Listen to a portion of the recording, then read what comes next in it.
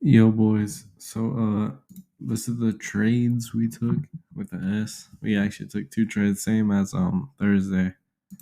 Just took a SPY X and a gold trade, just because they both filled in the fair value gap almost at the same time. So I entered gold a little bit more leverage, and then SPY X a little bit less, but still only risking 1%, a little bit more than 1%. But yeah, dude, I'm so close to passing my funded. I get to 1% left, and then I end up losing two trades. And right now I only need 4%. So if I realistically, if I win two trades, I should be able to pass it. But dude, I don't know, dude. It's so weird. I'll get so close to passing it, and then I just take a bad trade, or just market doesn't go my way. It just sucks a little bit, but hopefully we can pass it soon. Because I'm really willing to pass it, because I'm tired of just doing this challenge all the time. But so we had no news today, and then tomorrow we have core PPI, and then CPI tomorrow. I mean CPI Wednesday, but yeah, I might trade Wednesday depending on how it looks. But bro, yeah, I'll just go over to the trade really quickly. So overall structure for me was still bullish, even though we were wicking out of this daily fair value gap, I think. Oh no, we weren't wicking out of a daily fair value gap, but we did come into a 4-hour fair value gap. So we came in this candle right here came into this 4-hour fair value gap, and also came into this SFP, or this liquidity void right here. So that all this little liquidity down here.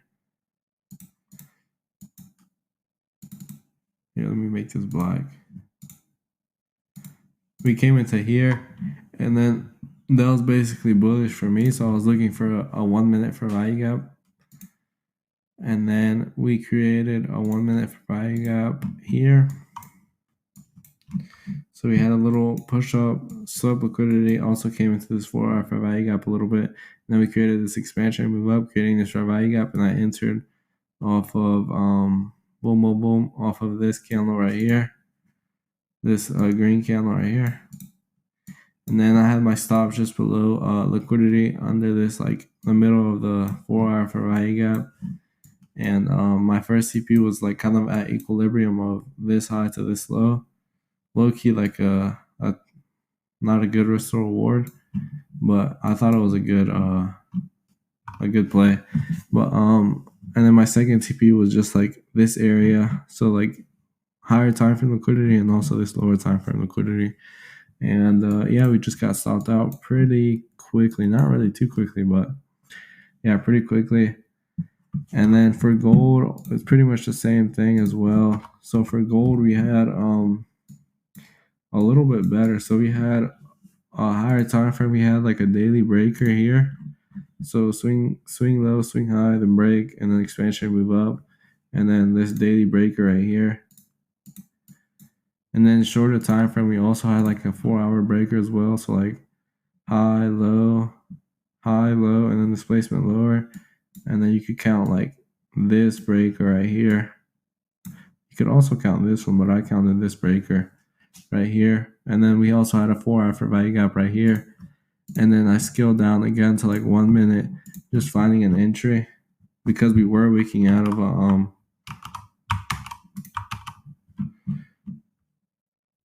bro, what?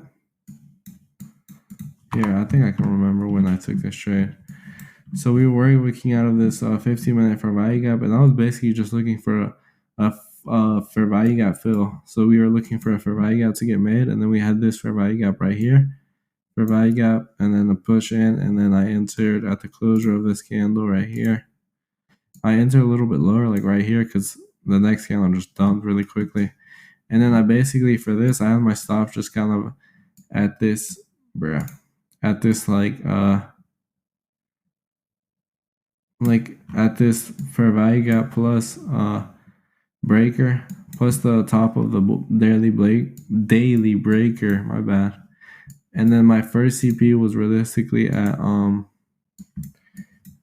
last week's high, or like this area, this equilibrium. And my second CP was at last week's high, so up here. And yeah, we just got stopped out fairly quickly. Yeah, we were like waking out of this 15-minute Ferrari for the longest time, and then it finally broke, and then we just got stopped out super quickly. But yeah, I mean, it happens. I think I kind of should have known that price was gonna dump, honestly. Even though like overall structure was bullish, we were coming into this 4-hour for value gap, this daily for value gap, but price is usually keen on having a big move when there is news. So like tomorrow and Wednesday, I'm telling you, I can predict it right now just because I know like price does this all the time. Price will usually come in and then like literally like 820, 825, price will like dump a little bit further, and then news will just like push it up. I'm telling you, it's gonna happen tomorrow. Same with SpyX, like it's dumping right now, and there's having like a pretty good rejection. But watch tomorrow, like this daily for value gap is gonna get wigged hard, and then it's gonna end up pushing back up. But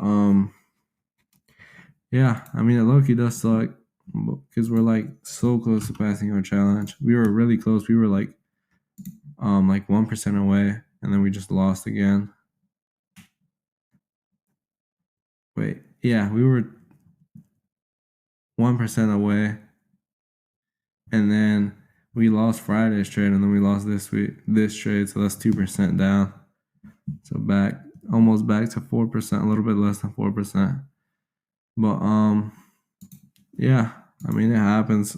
Oh man, I really want to pass this challenge already, but we'll pass it soon. Hopefully this week, next week. Hopefully in May we can pass it, and then July, June we can start making a little bit of money off of it. But yeah, peace.